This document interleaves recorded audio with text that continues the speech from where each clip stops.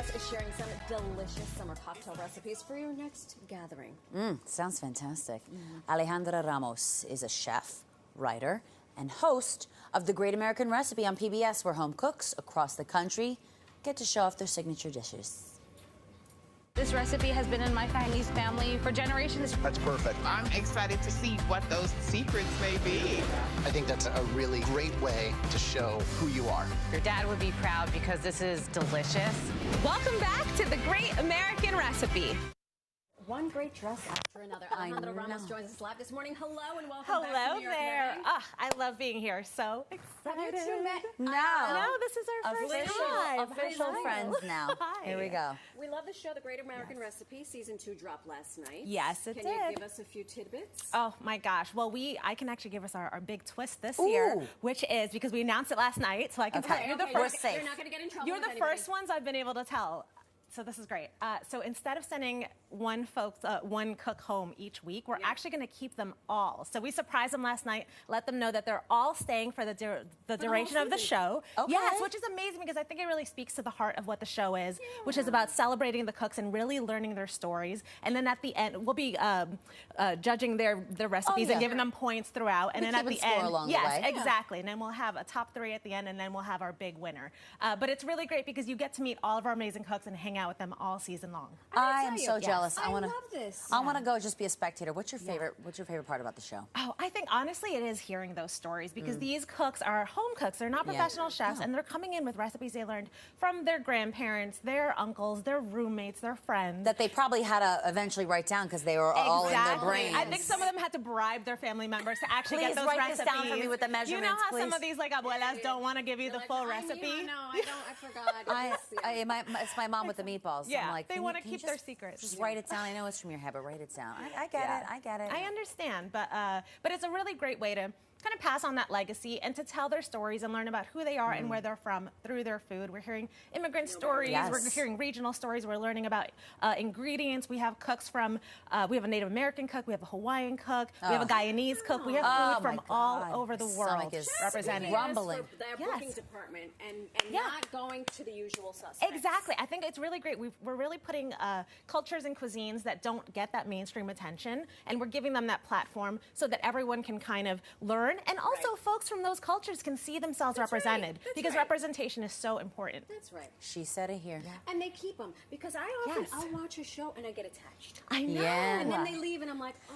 It Yeah, but really it's nice because is. I want to know what else they got up their sleeves. Exactly. And also, sometimes you have a bad day, but then Yeah, you pick it up. And I think very that's true. You see those kinds of twists and turns. And I mean, they all came in as amazing cooks, but they all leave even stronger thanks to our judge mentors. We've got Chef Graham Elliott, Tiffany Derry, and our local Chef Leah Cohen from New York's Pig and Cow and Piggyback. Yes, so they're really amazing. They're judges, but they're really more mentors. And it's just such a beautiful show. Oh my gosh. Well, what goes perfectly with a good meal? We A need nice libation. We need a libation. Oh, Marisol loves a libation. All right, so let's start with a margarita. Yes, please. I think, it's summer is around the corner. Literally tomorrow is the Literally first tomorrow. day. Hello. So exciting. And so I love this. This is a little twist on the classic. It is a hibiscus margarita. So and it's delicious. seriously so simple. So what we're doing here is we're doing some white tequila. Sure. You can do any kind that you like. But I like the white because it really lets the other flavors shine. Okay. And we pop that in. Hibiscus. It is Tuesday. It is Tuesdays is for tacos and tequila. Some fresh lime juice. Oh, I love that. And I think this is so key. Anytime we're making All the cocktails, isn't vessels. this adorable? All the vessels. I love are little gorgeous. vessels. And her manicure. And the And the jewels. These are press-ons. Oh, Believe it or not, I did them in the car on the way here. Okay, queen. That is I'm not keeping any secrets. I love it. Fresh lime juice. Anytime you make a cocktail, make sure it's fresh juice. It just makes such a huge difference. From the I'm doing mouth a of little orange liqueur. This is like Cointreau, triple sec. You could do whatever works. That adds sweetness and also just like a nice little bit of citrus. So you mix these all together. I'm doing them with just some ice cubes in there. I like to do this part first. Oh. And then we're gonna divide it. Look at how well she does Here we go. that. Look at this. I feel like I gotta leave after this. I gotta go home. I gotta go to a Hang picnic. my head and I know, guys. I'm sorry. And then go the to rest of the day may be a little rough. I'm sorry about that. I got a lot to do. Then we're gonna add some hibiscus soda. So this is a brand called Ruby that I really like, but you can do like you know that passion tea? That's all hibiscus. Oh, yes. So Love. look for passion tea. I mean a hibiscus tea And you or just top it soda, off. and you just top it off. But I love the soda because it adds a little bit of that effervescence. I love Now, a little what's on the rim? fizz. Thank you for asking, because that is where I have a little fun too. So we've got some regular salt, but then I played around. I added some dried sumac, which is a kind of berry. It's a Middle Eastern spice, but it's a dried berry. I put that on my kale. There's also a little bit of chili powder and cayenne, so it gets a little spice, I a love little. it. It's like a Onto the cherry. Onto the cherry. You guys can sip these sip and she's while gonna I talk make the next one. So this one, I did a little bit of the work for this one at home because I want to be able to get to the cocktail. Oh, sorry. Cheers. I'm Cheers. mystified. Cheers to season Thank 2. you.